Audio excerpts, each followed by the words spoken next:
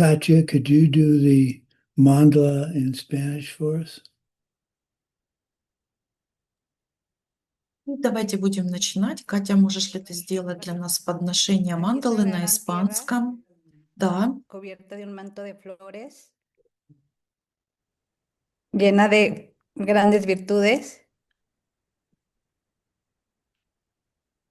You can look at it.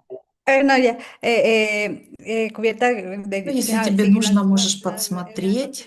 Las 4 montañas adornadas de las grandes joyas del sol y la luna. Aquí estén listas. En mi mente los ofrezco, los convierto en el paraíso de un Buda y te los ofrezco todo a ti, para el beneficio de todos los seres. Que por esta acción todos los seres se vean iluminados. Idam Guru Ratna Idam Guru Rana Mandala Kamiyata Yami. Okay. I go for refuge until I'm enlightened to the Buddha, compassion, knowledge, and strength, the Dharma, the enlightened side of truth, and the song of the community of realized beings. From the virtuous merit I create by the practice of giving with the understanding of emptiness, moral discipline with the understanding of emptiness, patience with the understanding of emptiness, joyous effort with the understanding of emptiness, concentration and wisdom, may I attain the state of a Buddha for the benefit of all living beings. I go for refuge until I am enlightened to the Buddha, compassion, knowledge, and strength, the Dharma, the enlightened side of truth, and the song of the community of realized beings. From the virtuous merit I create from the practice of giving with the understanding of emptiness, moral discipline with the understanding of emptiness, patience with the understanding of emptiness, joyous effort with the understanding of emptiness, concentration and wisdom, may I attain the state of a Buddha for the benefit of all living beings. I go for refuge until I am enlightened to the Buddha, compassion, knowledge, and strength, the Dharma, the enlightened side of truth, and the song of the community of realized beings. From the virtuous merit I create from the practice of giving with the understanding of emptiness, moral discipline with the understanding of emptiness, patience with the understanding of emptiness, joyous effort with the understanding of emptiness, concentration and wisdom, I will attain the state of a Buddha for the benefit of all living beings. Okay, let's do some rejoicing. Let's see, let's start right-hand screen side for me is Daria. What do you have to rejoice in, Daria?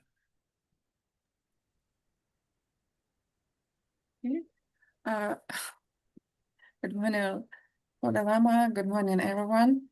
I want to rejoice today. In the morning, I was in traffic jam, and I did Tonglen and asked people did Tonglen, and I don't know how, but we moved maybe 1 hour. It's a short row, but I'm not. I come on my job on time, and I rejoice because I think a lot of people come to his job. And Lama Sumati, I have a questions, please. I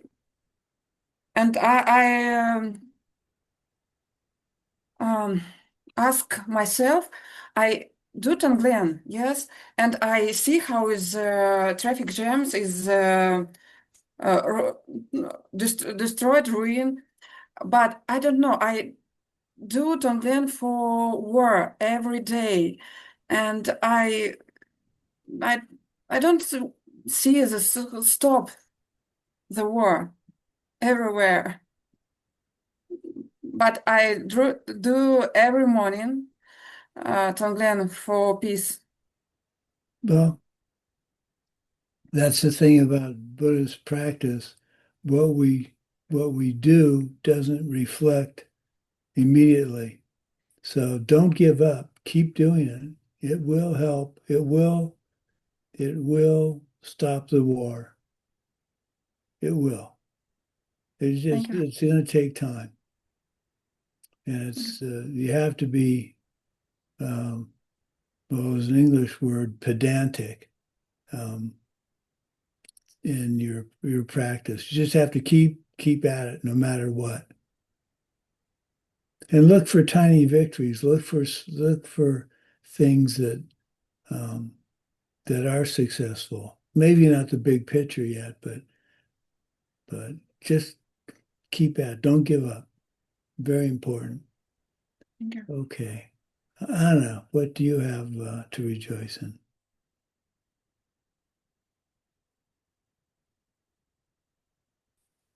Hello, dear Venerable Sumati. Hello, everyone. About my rejoicing for today. I had a working meeting and it was long and I was worried. You know, my team lead, she likes long meetings over time and to talk, to discuss different things. And I was worried that I have the class with you and I plan to translate the class, but everything happened in good way and I'm here and I can translate and I'm glad to help with ACI 11 and hope to go with you with later courses. Thank you. No, good. You didn't panic. That's good. Okay, Lydia, you're up next. Thank you, Holy Lama. Today I listened to Geshe Michael, and he said that the most ideal diamond is less cheaper than our knowledge, wisdom, and our teachings. He said it in DCI, but of course it's about ACI as well. And I'm really rejoicing that I have wisdom in my life, and I'm rejoicing that I created it with my seeds. And I also rejoice in you, Holy Lama, that I have you in my life, and I also rejoicing in my seeds that they are creating you. And 4 lessons per week, it was good job. No, Thank you. thank you. I'm happy that I can be of help and yeah, thank you. Okay, Manuela. Yeah, hello everyone. I'm really, first of all, I want to rejoice that I have the seeds to find the way in your course. Thank you for being here, for teaching us ACI 11. And then I really enjoy the time we had with our grandma. She's very old. We surprised her with a visit today, and my daughter baked some cookies, and she was really, yeah, she was really happy and grateful, and I rejoice in these good deeds. And yeah, may every living being have a good companion, good yeah, groups, and is every time in really good place. Excellent. Well, thank you for doing that. It's always fun to surprise somebody and have that look of joy on their face. I'm really curious. What is that photograph behind you? In my early 20s, I visit Australian. That's and Ayers Rock. Yes, it is. And I make this picture, and for me, it's a really holy place. And in my early 20s, I wasn't in Buddhist teachings, but I felt it was very specific, this very When spiritual. were you there? What Excuse year me? were you there? So, What year did you visit Ayers Rock? must be around 2004. Oh, okay. I was there as a 15-year-old and got to climb the rock in 1968. And my brother and I actually ran down the rock, which is the stupidest thing we could have done. But if you don't mind, would you send me a copy of that photograph if you have it digitally? Yes, I have to look about this, but I guess I have it in my computer somewhere. I'm glad to do this, of course. I saw that and I thought, that's Ayers Rock. Wow, Yes. great. Okay. Anyway, that's just an old man reminiscing. Okay. Svetlana, what do you have to rejoice in? Hello, the Venerable Sumati. Hello, everyone. I also rejoice in the teachings that we have. And I was working on my anger, and maybe before I would not observe such case, but today I was so irritated with question of my colleague and started a little bit yell, and other people started to look at me. And then when boss came, I decided to provide a solution to the problem instead of panicking. And then, yeah, I gave support, but I was too irritated. But then I was like contemplating about it and tried to be nicer and kindest to this colleague. And he was very polite. He was like very respectful, but inside me, everything was like, wow. So that was kind of work in real life. And also I was listening to the teachings, and there was such a message that the way to have a heart teacher to plant is to give care unconditionally, because heart teacher is someone who is taking care about us unconditionally. And I'm rejoicing that I have seats to listen to the teachings and to have to get the wisdom, and dedicate that everyone have their special messages which can help them on their path to the total enlightenment. Great. Now we have to do something about your anger. That's what class is today, partially.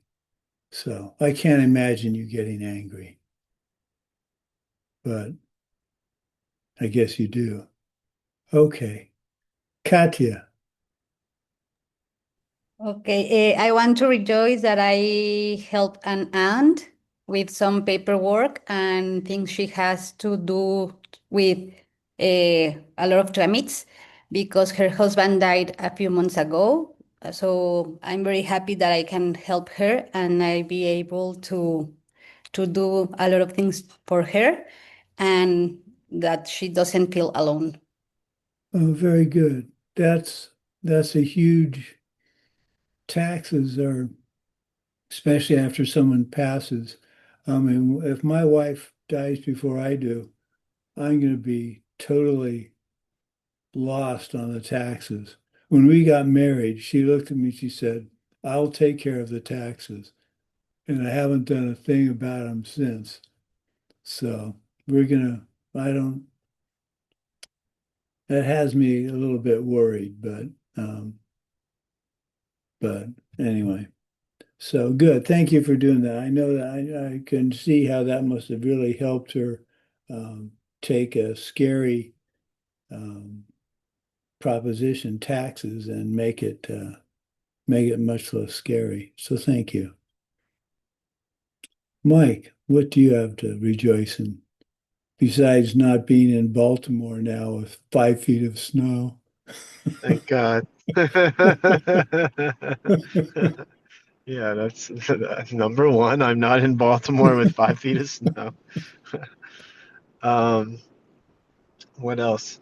Uh, I've been helping a friend take their son to daycare every day. And we were talking about it, and she was saying that oh, like, thank you for helping him be close to his teacher. And I'm like, oh, I didn't even think about that correlation. I'm like helping a child be near their teacher. And so, I mean, I guess that's planting the seeds for me to be close to my teacher. I didn't even Yeah. realize that. That's an Um, interesting point. Yeah. yeah. And then so I dedicate that to everybody being able to be close to their teacher. And I also want to rejoice about um, last night I was gonna watch some TV to like distract myself before bed, and I'm like, let me try to meditate. So I sat down, and I was very distracted, and I was doing the preliminaries, and I noticed that I felt like I was having like dullness or like I was being distracted, but then I noticed that the things that I was distracted about were the steps of the preliminaries. Like my how do I explain this? It's like, you know, I I was thinking about something good that I did, and then I noticed I was distracted by thinking about something good that I did. And I was like, "Wait, I'm on the rejoicing step." And then my brain went, so it seemed like my brain was just going through the preliminaries on its own, and Hmm. I would like catch myself and think that I was distracted, but then when I would think back to what I was thinking about, it was like the step of the preliminaries that I was on. So I don't know if that's a good thing or a bad thing, but Hmm. my brain was going through the preliminaries, or it seemed to be going through the preliminaries automatically. Um, and yeah, I just want to rejoice about that because I guess I've done the preliminaries enough that my brain is now on autopilot. Yeah. Well, that's one of the things about memorization is when does it cross over to autopilot? And that's something that I struggle with. I memorize a sadhana and you go through the sadhana and is it rote? Yeah, how alive is it? And that's something that I'm working on now. The White Tara sadhana is very rich in visual uh, imagery, and I'm trying to decide if I want to go back to what I've done in the past or want to explore some different visualizations. So that's making me think about the rote part of it. So anyway, so rejoicing for me, what do I have to rejoice in? Um,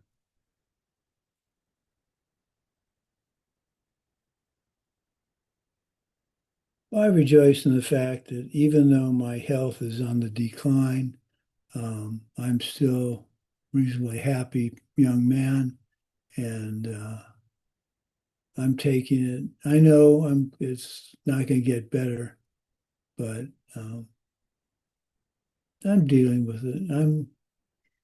I'm not, how can I put this? I'm trying very hard to say to myself, instead of saying I can't do that anymore, to say I'm going to try and do it to see if I can't do it anymore. And it may take me longer. I mean, it took me 45 minutes to change the sheets on my bed. I mean, that's pathetic, but I did it. I did it myself, and the bed's in reasonably good shape. So, so I'm trying to, like I say, keep challenging myself. And the only difficulty with that is when I can't do something, then that doesn't get me depressed. I just think, well, that's something else I can't do. So anyway, what could I rejoice in?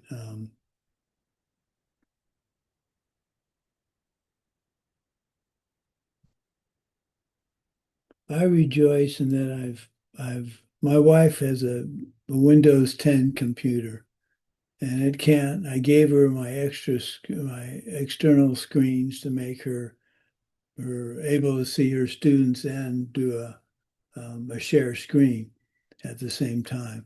and it's just something that slows her computer down, and there's some tricks to using it that she doesn't particularly want to learn. And I could make things easier for her if she'd let me, but she's not. And I just have to rejoice in the fact that I've done my best. She's not really thrilled with my best, and not take it personally, which I don't. I mean, whenever she doesn't like something I do, she's wrong, I'm right, and that's okay. That just takes care of it. I'm kidding, of course, but I rejoice in the fact that she accepted my desire to help her.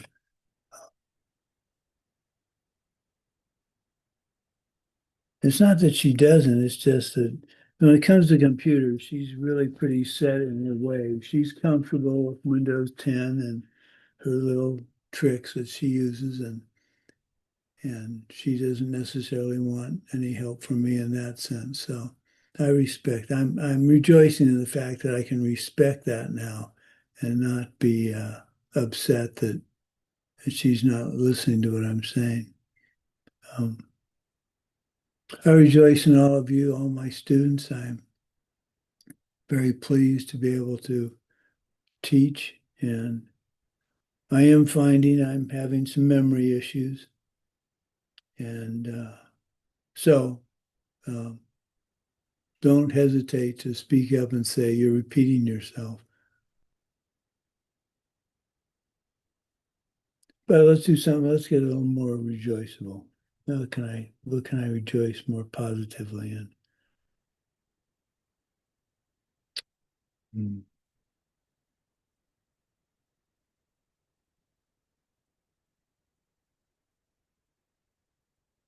Oh, I sent. I guess I sent all of you a copy of the journal that they. Did I send everybody that? Yeah. I read that article, those articles again, and when I read what I've written after I haven't seen it for a year or two, I look at it and go, well, whoever wrote that, that's pretty good writing. Then I realize it's me, and so good for me. But I rejoice I had the opportunity, and my lovely wife gave me the freedom to work on those articles, because that's something I really did enjoy, and did enjoy. And I dedicate that everybody would have the opportunity to do what they really want to do in life. And as I say, I think in the teachings here, or maybe it's for Course 16, and I've said this before, I had the good fortune, and rejoice in my good fortune in having career that I couldn't get up early enough or stay late enough for all but one job. One job I truly disliked. And that only lasted for 6 months. But to be able to go to somewhere like Diamond Mountain and get up, get my practice finished, then go out and do practice as I'm helping Diamond Mountain get built. Just extraordinary. Just extraordinary. Okay, so on to class. Let's see, you should have on your screen the class 3 patience part, number 3, how to react to harm. Yeah? Okay.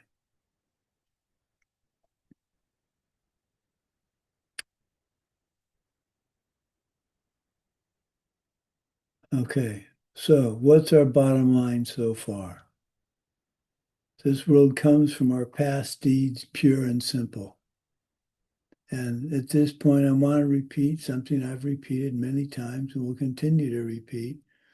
Our past is our present, and our present is our future.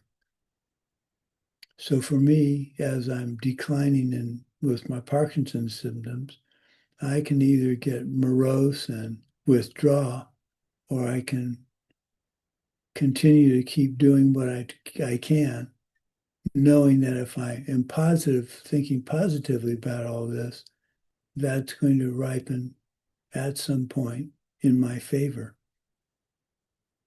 And to remember that I'm burning off the seeds for Parkinson's instead of progressing,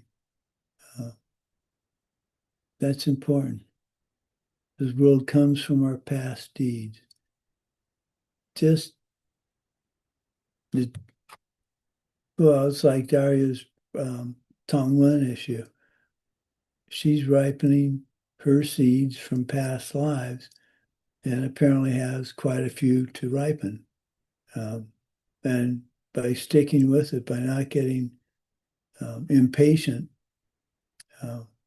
that's a very rejoiceable and a great quality to have. Contemplation 13. What harm can words really do to us? The mind is not a thing with a body, so couldn't be overcome by anyone at any point at all. It is due to the fact we grasp to it that all these many pains can do harm to the body. When someone criticizes me or says some harsh things to me, their words with their unpleasant sound can do no physical harm to me.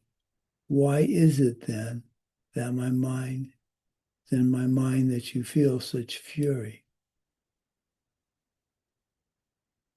Unlike our physical bodies, which can bleed, get sick, rot, etc., the mind suffers none of these fates. It's ineffable. It's unable to be described. Words cannot damage it. There's a saying in English, sticks and stones may break my bones, but names will never hurt me.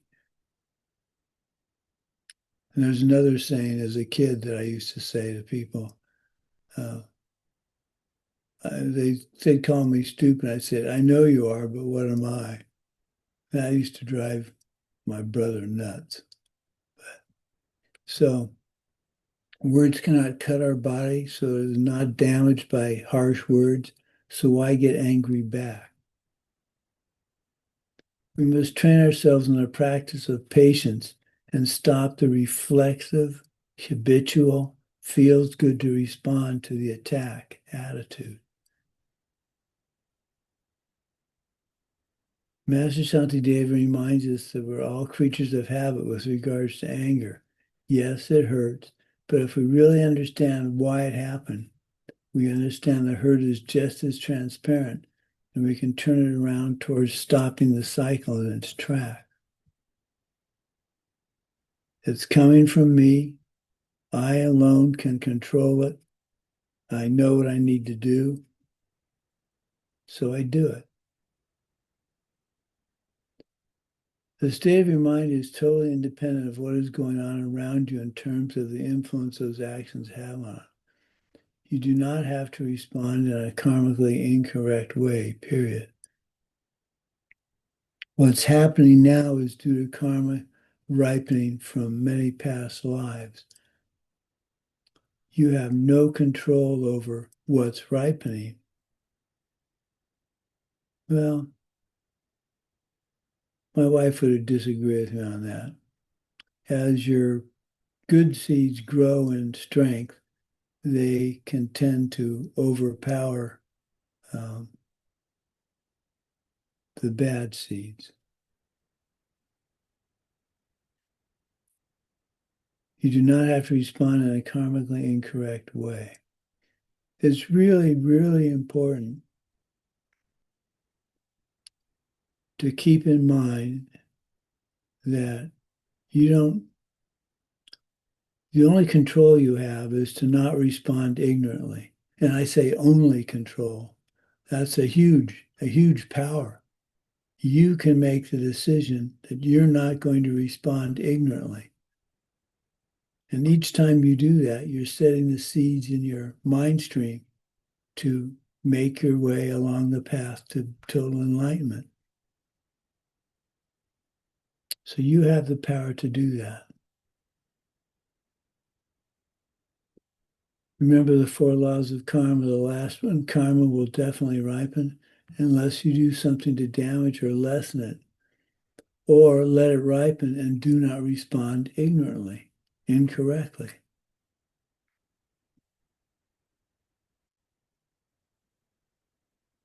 I'm not kidding myself. It's extremely hard. It's against human nature in many ways.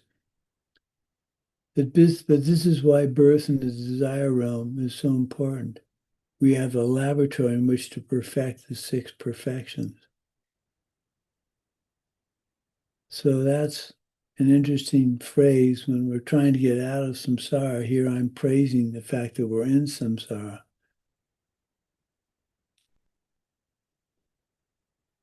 So what are negative deeds? Lord Buddha taught the Vinaya, ethical discipline, came up with the vows to help us not have to find out for ourselves through countless lives what a negative deed is and what its results can be.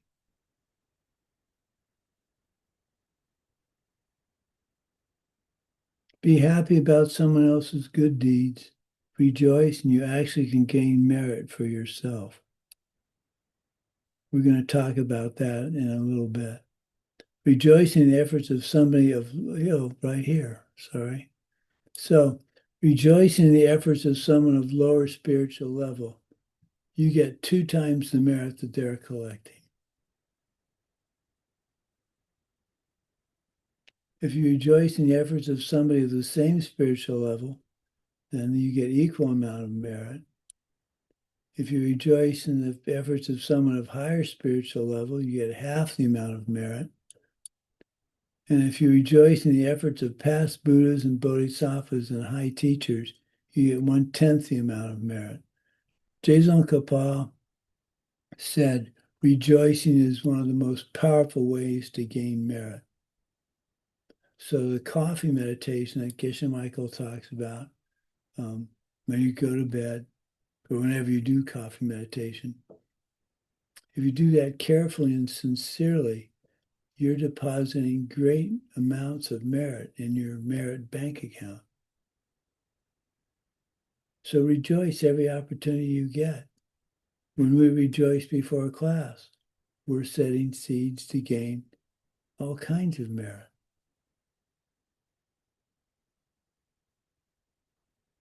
I'm still not sure how this actually physically or spiritually works, but yeah, if it's good enough for Pabonka Rinpoche and Dzongkapa, it's good enough for me.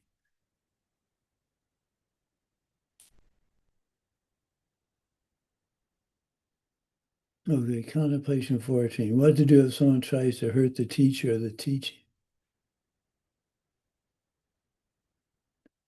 When someone criticizes me or says some harsh things to me, their words with their unpleasant sound can do no physical harm to me. Why is it then my mind to feel such fury? And even when harm is done to lamas or relatives or the like, and those who are our friends, turn back your anger by seeing the fact that as the way before, it all comes from causes, from our past misdeeds. So unlike other religions that go on crusades or jihads to purge the world of opposing religions, as Buddhists, we don't do that. And that's pretty unique amongst the major religions. So Master Shantideva asks us this: where is the Dharma? What are the 3 jewels? Can any physical act destroy the Dharma? So we're going to answer some of these questions now. To become a card-carrying Buddhist, you must take refuge in the 3 jewels. You must also believe in past and future lives. So the Buddha jewel. There are 2 ways to look at the 3 jewels, and we're going to go through each one now. The Buddha jewel is symbolically a statue of the Buddha, the Tonkas, any illustration of Lord Buddha. The real Buddha jewel is the Dharmakaya, the emptiness of a Buddha. which you meet on the path of seeing when you perceive emptiness directly. Yes, you can damage the symbolic representations of the Buddha, but the real Buddha jewel you can't touch with physical actions. The Dharma jewel, symbolically the books and scriptures, the tapes, the videos. The real Dharma jewel has two components. The cessations, for example, of not having to be reborn in the lower realms, and the paths, for example, the 5 paths. The Sangha jewel, symbolically, is represented by ordained monks and nuns. That's kind of redundant. You can't very well be a monk or a nun without being ordained. The real Sangha jewel is all those who have perceived emptiness directly. When I think of the Sangha, I think of all of you, all my students. You don't have to have seen emptiness directly for me to be part of my Sangha jewel. You can physically harm the symbolic 3 jewels, like I said earlier, but you cannot harm the real 3 jewels. 30 years ago, 30 years ago, 30 years ago, it'll be 1995. Yeah, that's about right. About 30 years ago, some burglars broke into a temple in Phoenix. I think they beat up a monk, and they stole a bunch of things, gold things from the temple. And back then, I wasn't a Buddhist yet, and I thought it was terrible. But boy, karmically, those guys just set themselves going to a hell realm.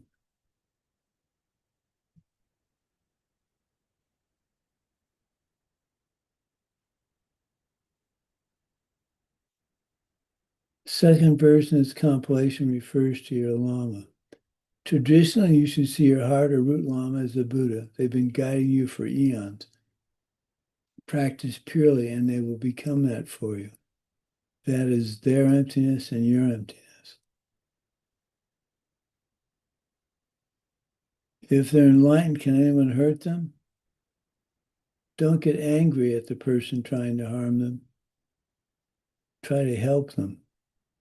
We had an instance at Diamond Mountain where a student came in and shouted at Geshe Michael and Lama Christie and threw a glass of wine at them.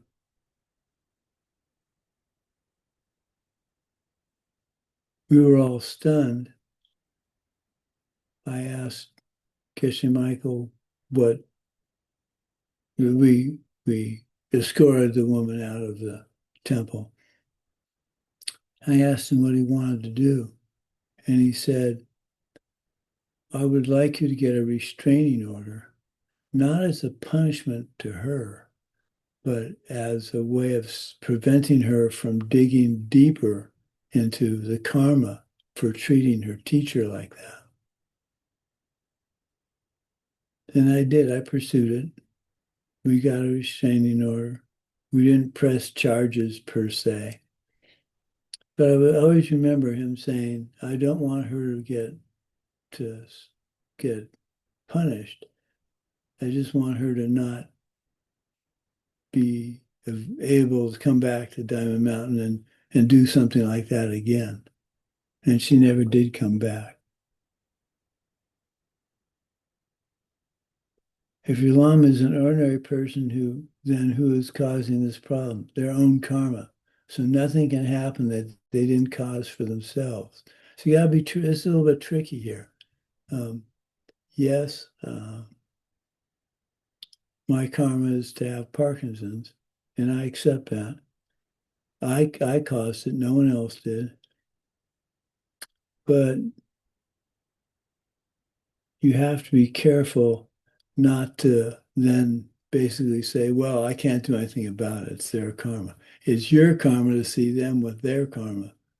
So, yes, you can do something about it for your karma by treating your teachers with respect, and your karma will ripen to see your teacher be treated with respect. So that's the tricky part. No, it isn't, and yes, it is. You gotta cook that a little bit.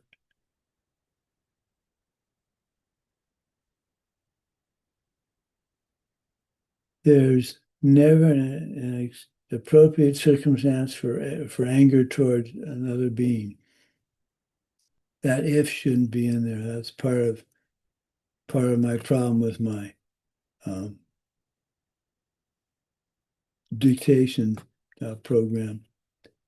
It picks up strange noises and types it as if.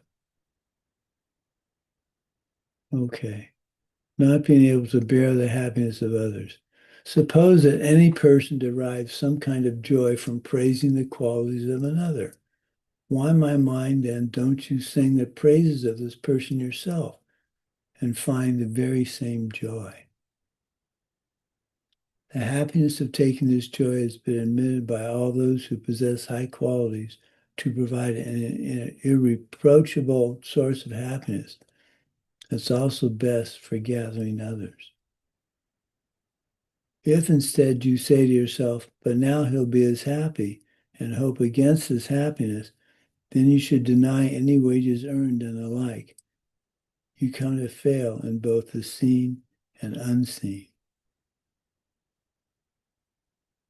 When someone praises my own good qualities, it's my hope that this other person finds some happiness too. But I have no hope that I myself should ever find the happiness that comes from praising others.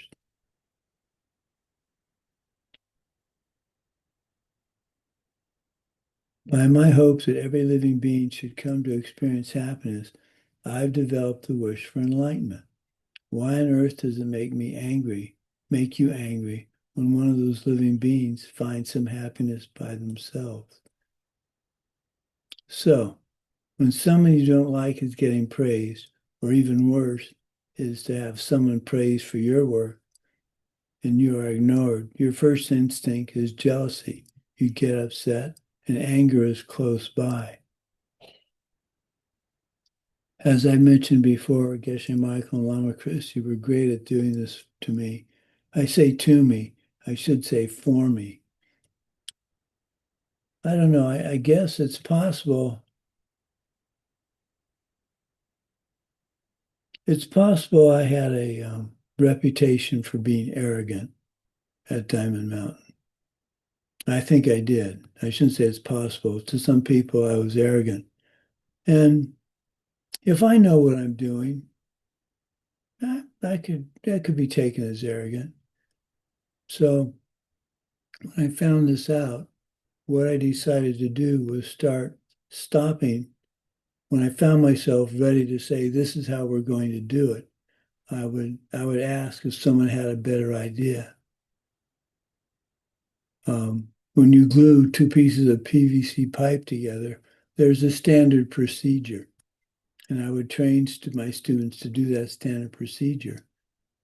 And whenever I did that, I'd ask a student if they had a better idea. If they'd done this before, they had anything to add to my instructions.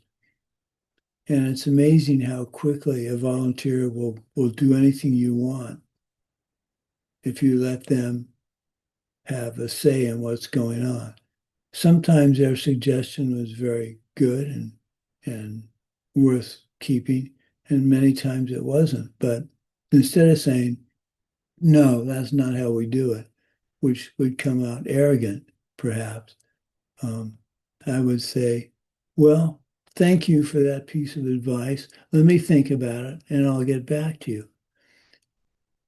That's all I'd ask as a volunteer. If I suggest something to somebody as a volunteer, I'd just like them to think about it instead of saying, well, we've tried that and it didn't work. It means more to me, even if you don't do it. I don't know that if you say, I'll think about it, you even bothered thinking about it. But I did. And I could honestly say to the student, that's a great idea. Let's do that. And I did that more than once.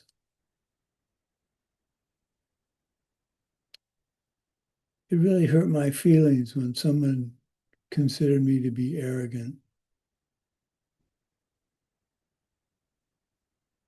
So I had to search and see if I was. And of course, because I'm arrogant, I said I wasn't. But so that was my solution, was to involve people in decision making so that they didn't feel like I was ignoring them, which I think is what arrogance is.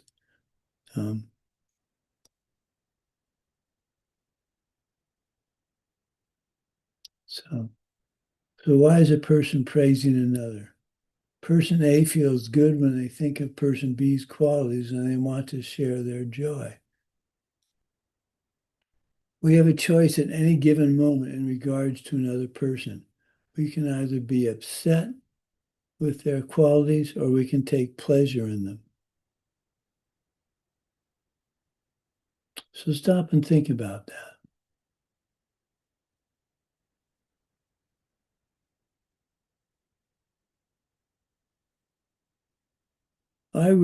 This is going to sound kind of odd, but I'm very impressed with actors and actresses that can do more than just say the words in a script. The ones that can dance and sing and play instruments. Kevin Spacey has gone through some pretty awful accusations and things, but I saw him in a film called Beyond the Sea. He was absolutely enthralled with Bobby Darin, a singer in the late 50s, early 60s. And he produced and acted in a film called Beyond the Sea, which is about Bobby Darin's life. And he sang and danced in that. And it was remarkable to watch this person do so much more than I had thought he was capable of. I'm trying to think, it slipped. The actors that can dance really well. John Travolta, Sam Rockwell. Just amazing to me. And the actresses that can, what's her name? Reese Witherspoon? She was in the film about Johnny Cash that Joaquin Phoenix was Johnny Cash in that film. And they both sang the songs that they were acting about. Just phenomenal to me. So yeah, take pleasure in what other people do. Don't be jealous of them. Take pleasure, rejoice in that you have the karma to see them do so nicely.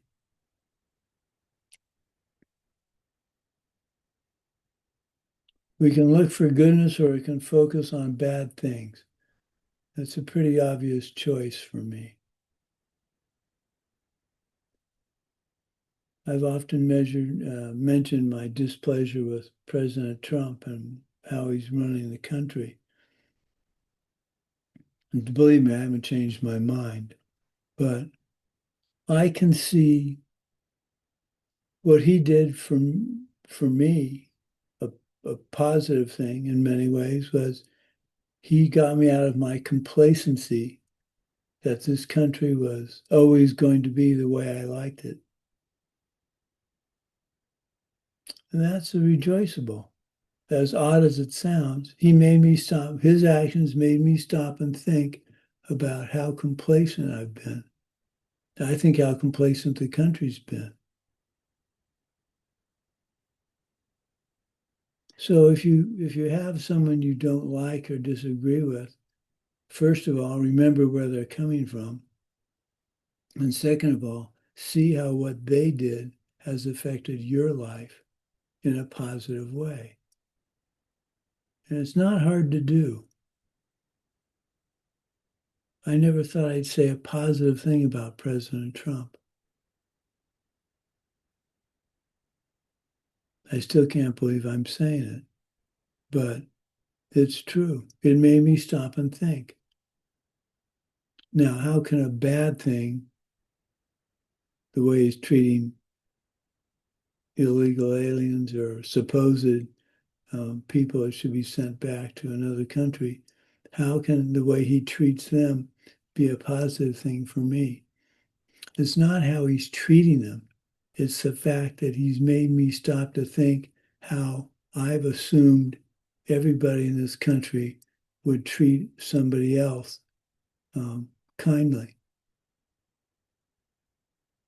And that makes me have to do the very thing that I'm saying he hasn't been doing. He's awakened me for me to redouble my efforts to treat others with the respect that I would hope they treat me. Now, I have a student, Hispanic student, who's been called to jury duty.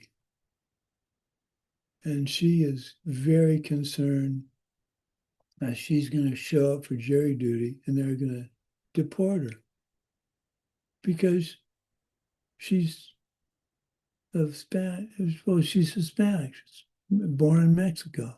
Maybe, she's born in Mexico. She's a U.S. citizen. How can to have that fear is terrible. But my point again is, it's awake. I rejoice in the fact that it's awakened in me the need to be much more appreciative of what we do have and what we need to protect.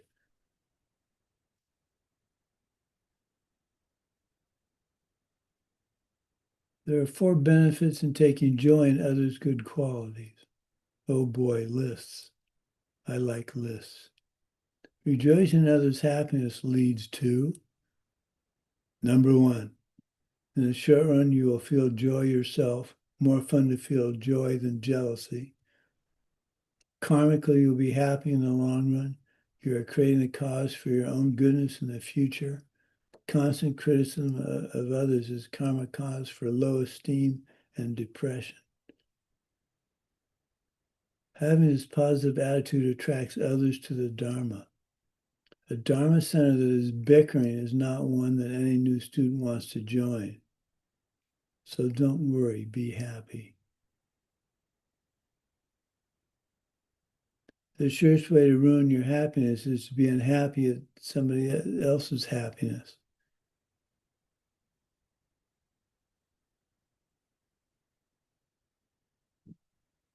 Contemplation 16. Taking joy in the misfortunes of those you dislike. And even should your enemy become upset, how then could you feel glad about it? It's not that some kind of harm has come to him or her, all caused by your hopes and wishes. Even should the suffering you wished on them come to pass, what's there to be glad in? If you say it satisfies me when I see it, what could better ruin you? The iron hook that's jabbed in us by the fisherman of affliction is merciless, unbearable. Should it catch me, it's a certainty that hell guards keep me captive in their hell realm cauldrons. That's interesting. The iron hook that's jabbed in us by the fisherman of affliction is merciless and unbearable. The fisherman of affliction, that's a title for a book. And I just have to figure out what to. I'm actually toying with the idea of writing a novel. Politics are the example here for me. I did not care for President Clinton and was ignorantly all too often happy at his misfortunes. On the good side, I was not verbal about it, but movement of the mind is movement of the mind. So I set karmic seeds in motion. So now I see t-shirts with worst president ever, and it's a reflection of my earlier ignorance. So that ripened pretty quickly. That ripened within 15 years.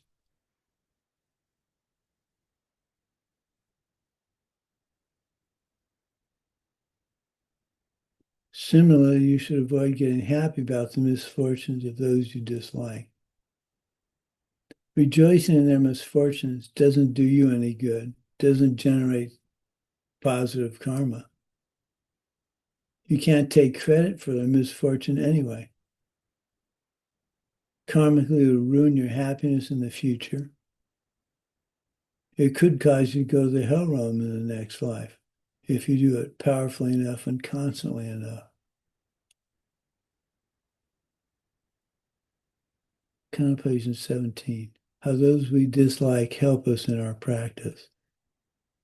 The world may be full of beggars, but finding someone to do me harm is truly a rare occurrence, since there could never be a person who hurt me anyway at all if I did not hurt them first. Suppose that without an ounce of effort you came across a treasure chest hidden in your house. You should thus feel grateful for your enemies who aid you in your Bodhisattva practice. Since he and I both bring it about, that comes from being patient. He has, in the way described, provided something for me to be patient about. Not sure I get that one. Annoying people are a rare opportunity. I had an expel, maybe I should get through. Let's running into someone who makes you angry is truly a rare opportunity because they provide you with a chance to fight your habitual tendency toward response with anger.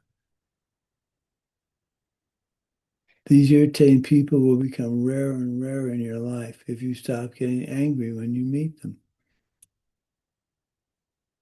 As your anger karma wears out and you don't create new bad karma, these people will simply disappear. So they are your partner in reaching paradise. They're a chance for you to practice. I worked in a lab, was it my last job? Almost.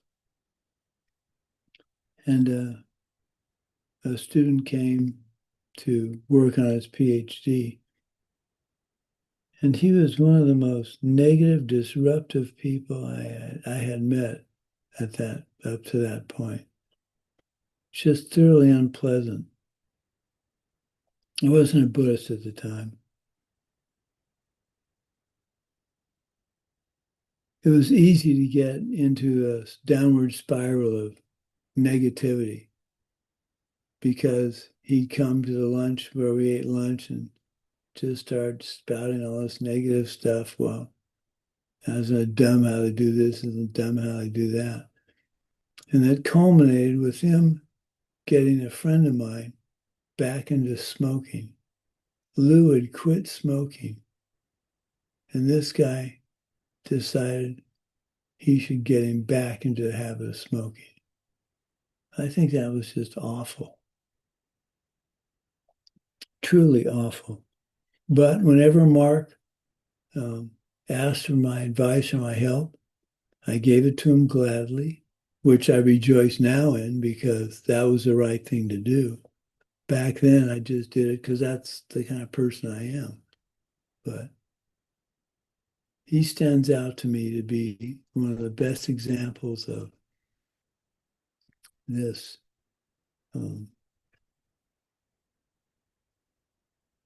What we're talking about here. So, serving living beings as you do the enlightened one. This is why the able one described the field of living beings and the field of the victorious. Many who succeeded in pleasing them were able in this way to reach the perfection of the ultimate. The qualities of an enlightenment are attained by means of living beings and the victorious Buddhas alike. Why then do you act this way, refusing to honor other beings in the way you do the victors? You should treat everyone you meet, with as much respect as you have for your Lama. Period. It's just that simple. Now, there's a habit of having an opinion, and that habit's going to take a while to break, but work on it. There are still people now that I regret and I don't particularly like. And I have to deal with that in the proper way. They're coming from me. They aren't self-existently terrible people. So I try and look at the bright side of my interaction with them and emphasize that in my mind.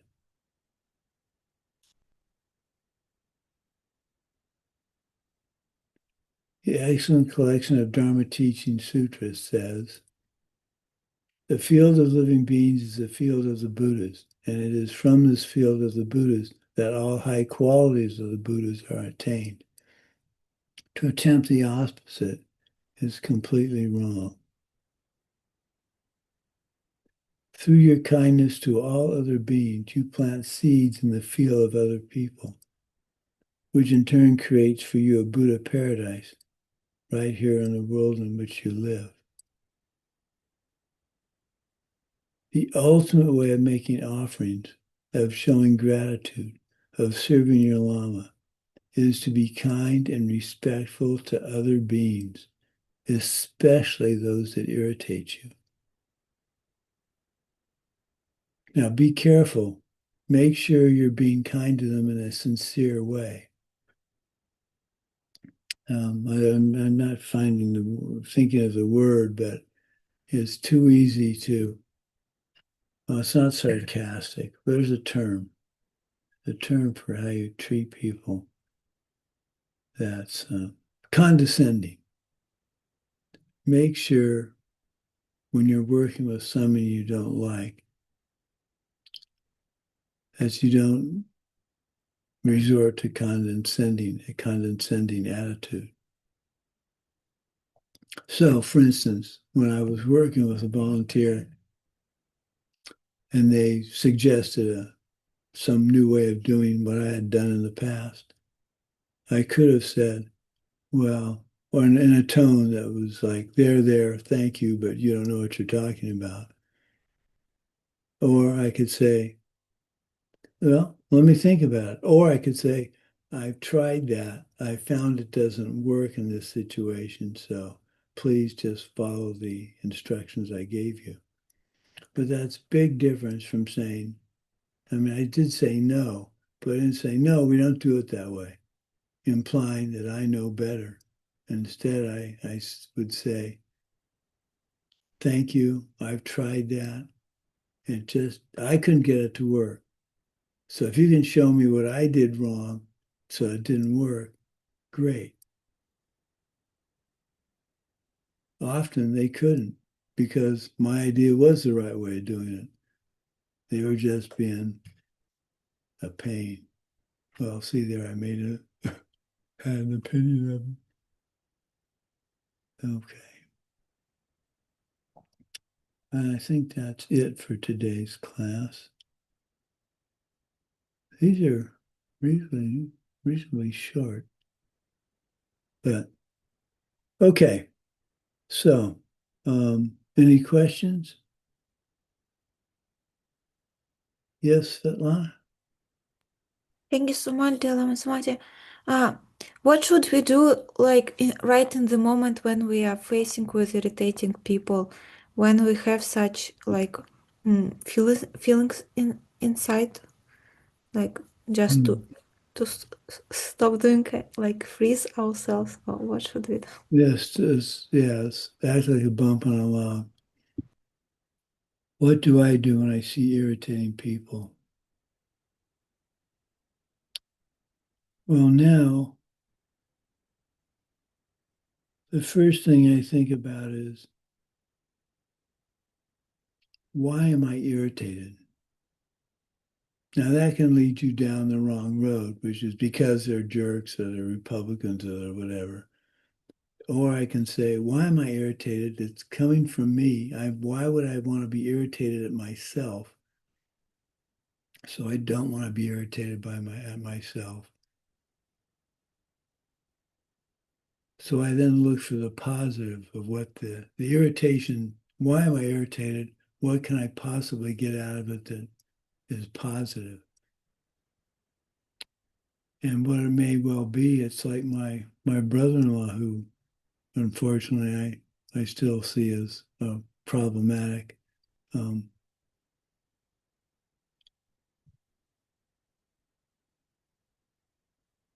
That's all it's easy to say it's coming from our past seeds. So the first thing I would do if I meet an irritating person is in my mind, thank them for being irritating so that I can deal with the habit of irritation. And then second of all, see how I've been irritating to others. And by the time I've done both of those things, the irritation is no longer an issue because I know where it came from. It's not them being irritating at me, it's my karma being irritated to other people, irritating to other people that's ripening for me. So that usually shuts it off. I stop and I don't get irritated. I don't get mad. And I rejoice that I've ripened another karmic seed for irritation. I think that's one really powerful, positive thing to do when you're in a situation like irritation or anger and you don't respond ignorantly. Just rejoice in the fact that you were given the opportunity to be ignorant and you weren't. So rejoice in that. The irritating person gave you a chance to be ignorant and you weren't. And thank you, irritating person, for giving me that opportunity. Now, you don't say that to them because that'll get them even madder at you. But that's how you should think.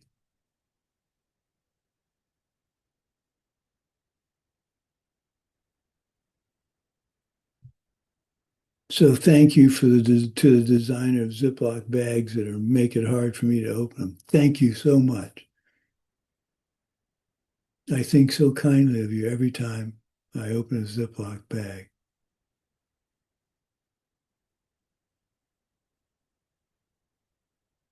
I don't think any of you can understand just how frustrating. Think of the most frustrating. Okay, this is a good homework question. Now I just have to remember I asked you. I want you to all think of what gets you frustrated. What makes you most frustrated? What in your interaction with others or in your life makes you frustrated?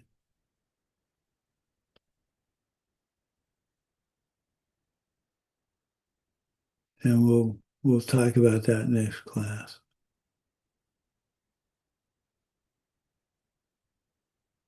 Okay. There's nothing more. Let's do our dedication.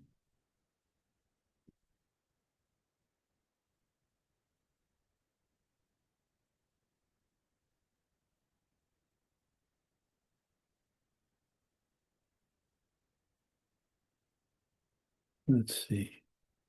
O Gurus, Buddhas, Bodhisattvas, please listen to what I now say. Just as all the previous Sugatas generated the mind of enlightenment and practice in accordance with the Bodhisattva precepts, so shall I too, in order to benefit all that lives, give birth to bodhicitta and follow its precepts.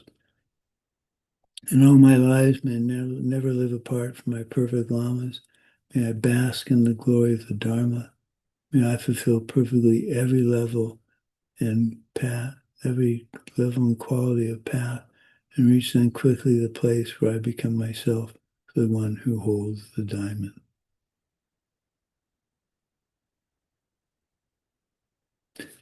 Thank you for giving me this opportunity to teach, and I look forward to seeing some of you tomorrow, and we'll see you all on Monday.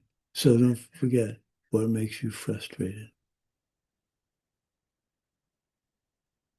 A teacher that repeats his jokes. I don't know anybody that does that. That could be me. Now, see, I just told the white lie. I'm doomed. Okay. Okay, Manuela, please send me that photograph. Thank you for teaching, dear Lama. Oh, you're welcome. Thank you for interpreting, Anna. Thank you, Lydia, for taking care of the PowerPoint slide.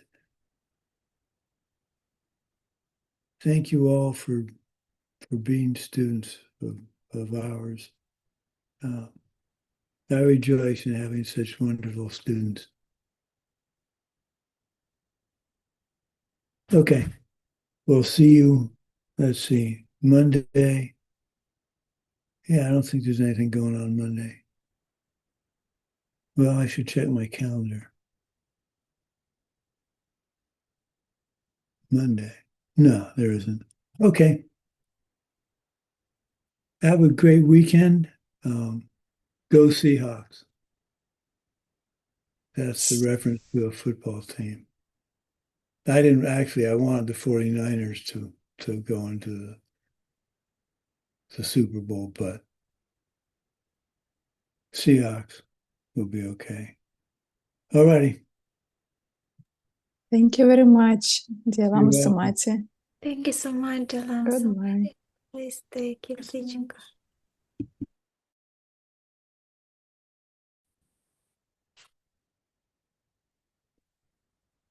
Oh, Katya. Sarani's making plans. Friday she'll be maybe setting